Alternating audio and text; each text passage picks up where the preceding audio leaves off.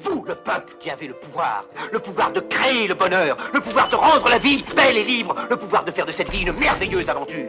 Il faut nous battre pour un monde nouveau.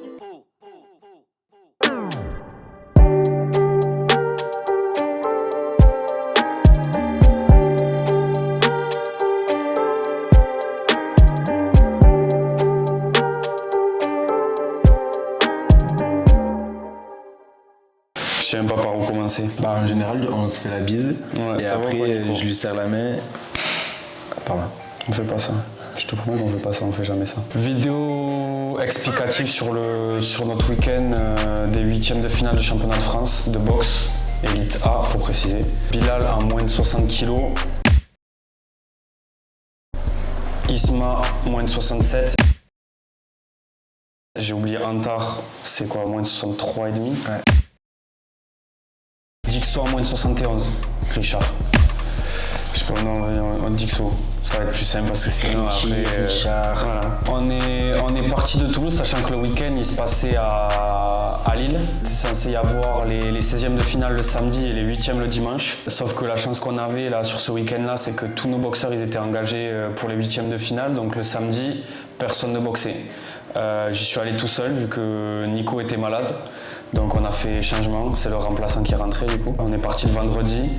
Moi je suis monté en train avec la stagiaire. Et si c'est bon, la stagiaire. Si, la stagiaire. Le reste de l'équipe est monté en van. Donc du coup on s'est rejoint directement au gymnase pour déjà voir un peu la balance. Savoir comment étaient calibrées aussi nos balances par rapport à la balance officielle et être au poids le dimanche matin. Et ensuite, je leur ai fait faire une petite séance de 30 minutes à peu près, déverrouillage, mobilité, jeu. Nico, si tu veux expliquer un peu à quoi ça sert à ce moment-là de mettre en place un peu tout ça. Ben, c'est surtout que donc, c'était vendredi et le point de départ c'est quand il y a grosso modo entre 8h et 11h de route selon les conditions des trafics et autres. Bref, plus de 8 heures en position assise, sachant qu'ils boxaient pour le coup pas le lendemain mais le surlendemain. On essaye de contrecarrer un peu les effets de la route, donc on essaye de mettre juste un peu de mobilité sur autour-colonne, sur ouverture thoracique, épaule, hanche, et après petite partie jeu pour essayer de quand même conserver cette partie, je vais dire le mot que j'adore, ludique. Comme ça, on rajoutait de la coordination œil-main avec, on avait différents outils avec des couleurs et autres. Et ça nous permettait de pouvoir rentrer directement dans la séance du lendemain et après se mettre petit à petit dans les conditions du fight. La chance qu'on a eu aussi sur ce week-end, c'est qu'on a pu amener un kiné avec nous. Le premier soir, on a pu... les boxeurs ont pu avoir des petits massages et tout ça sur les douleurs qu'ils avaient, les décontracter un peu musculairement, on va dire. Après, tout le monde est allé au lit, dormi, levé à peu près le samedi matin à, je sais même plus, 9h30, un truc comme ça. On a pris le petit déjeuner, on avait un fitness park pas trop loin de l'hôtel, donc on a décidé d'y aller, faire une petite séance, donc focus uniquement vitesse sur la partie, on va dire, préparation physique. Là aussi, Nico, si tu veux rajouter des trucs sur ça. Pareil, le but c'était en aucun cas de fatiguer, donc juste de venir un peu stimuler, juste faire que le côté nerveux. Où on avait du coup que choisi des exos qui étaient très proches de la discipline sans être dans le mimétisme, mais avec des contraintes qu'ils peuvent retrouver, avec un temps de travail qui était relativement court sur une période donnée. Et c'était pareil, c'était juste permettre de les activer un peu, de ne pas arriver complètement à en décaler le lendemain. Après, il y a eu séance de palettes directement pour ceux qui étaient au poids. On avait deux boxeurs, Isma et Antar, qui étaient un peu au-dessus. Donc du coup, ils ont rajouté de la corde à sauter, un peu du sac en vitesse pour vraiment transpirer et perdre le poids qui leur manquait pour la peser le lendemain matin. Ensuite, on est allé directement au gymnase pour voir les combats un peu du samedi dans l'après-midi. On est rentré à l'hôtel, on a mangé. Ensuite, on a fait quoi? Soin. Ouais, cash. Soin, le deuxième soir, ils ont pris un peu les bases avec le kiné, savoir ce qu'ils voulaient avoir, s'ils voulaient être strappés, s'ils voulaient des massages aussi un peu avant combat. Pareil, le samedi soir, il y en a qui ont fait des bains. Ouais. Pour finir un peu de perdre l'eau et perdre les quelques grammes qui manquaient pour le lendemain matin. Et après la pesée le lendemain matin, elle était entre 7h30 et 9h30. Ils sont allés vers 7h, un truc comme ça. Du coup ils ont tous fait le poids, c'est bon. C'était tendu pour certains mais c'est passé au final.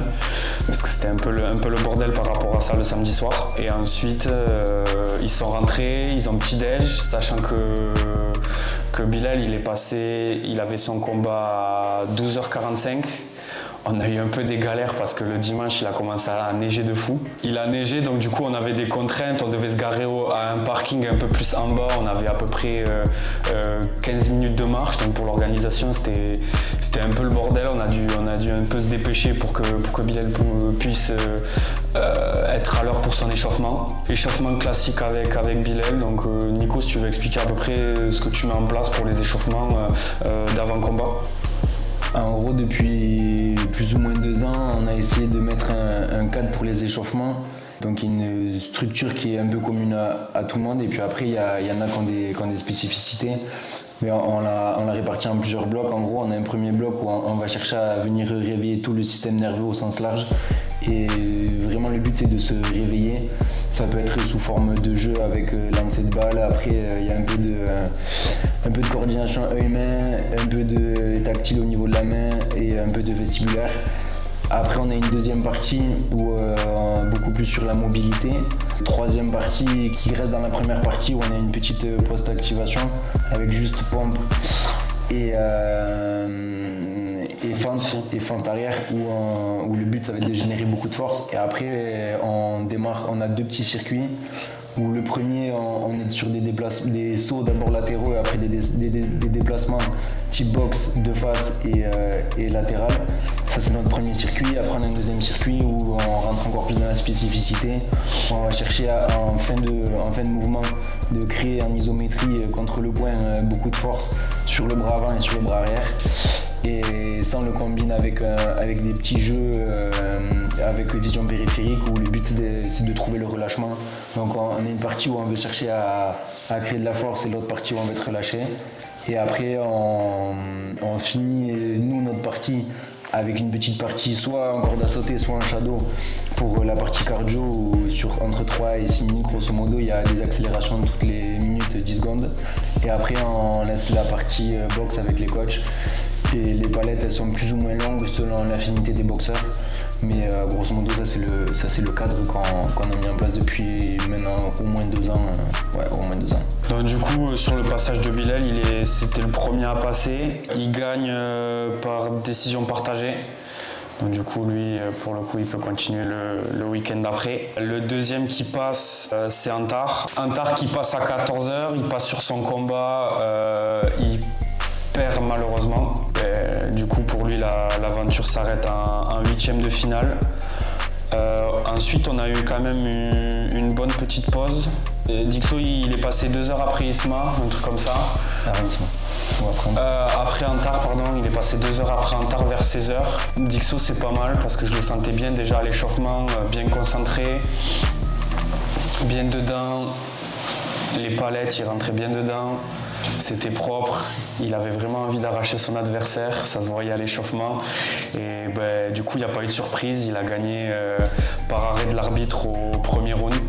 Donc voilà, force à son adversaire. Et ça continue pour Dixo qui passe le tour et qui sera en quart de finale aussi avec Bilal le week-end après. Et le dernier à passer, j'ai quasiment enchaîné direct après, genre 10 minutes après la fin du combat de Dixo, j'ai enchaîné avec l'échauffement d'Isma. Isma aussi qui était bien dans son échauffement, qui avait vraiment envie de créer la surprise parce que pour le coup, si je dis pas de bêtises, son adversaire c'était un mec qui avait fait vice-champion de France l'an dernier. C'est possible. En tout cas, il était en tête de série. Donc tu peux pas me le confirmer toi? C'est un mec qui est en équipe de France ou pas? Je crois qu'il est dans le cursus équipe de France. Ouais, c'est un des gars qui est repéré par par la fédération. Ouais, c'est un mec quand même très chaud de sa catégorie, donc du coup Isma un peu rien à perdre, il est allé un peu comme ça et il est allé un peu en mode rien à perdre, il a voulu essayer de le prendre, il prend les 2 premiers rounds. Le problème c'est qu'il prend 2 points de pénalité au second round pour accrochage et il me semble, si je dis pas de bêtises, au dernier round il domine quand même mais il prend un dernier point de pénalité pour accrochage, du coup il se fait disqualifier et il perd le combat et pour lui malheureusement l'aventure elle s'arrête là aussi pour lui. Donc globalement bilan de ce premier week-end, on en a quand même 2 sur les 4 qui passent, ça fait 50%, c'est pas trop mal. Week-end prochain on est à Bordeaux, sachant que s'ils passent tous les 2 sur les quarts de finale, ils gagnent leur combat le samedi, ils sont médaillés. Donc voilà, il reste plus qu'un combat et ils combattent cash le dimanche en demi-finale.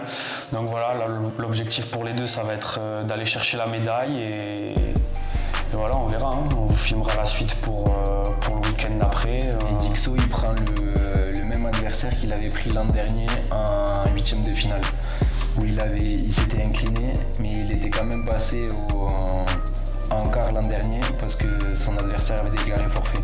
Mais donc ils se sont déjà rencontrés l'an dernier en 8e de finale à Oulin comme cette année. Donc voilà, ça va être un peu une revanche pour lui à prendre par rapport à l'année d'avant. Voilà, donc en vrai, on a essayé du plus possible de vous filmer du contenu tout le long du week-end. Donc on a réussi à avoir pas mal d'images, c'est sympa. Pour donner de la force, parce qu'on va continuer de filmer pendant les quarts et demi-finales si les boxeurs passent, ça va être sympa. N'hésitez pas à vous abonner, à liker, à commenter, donner de la force. Ciao à tous.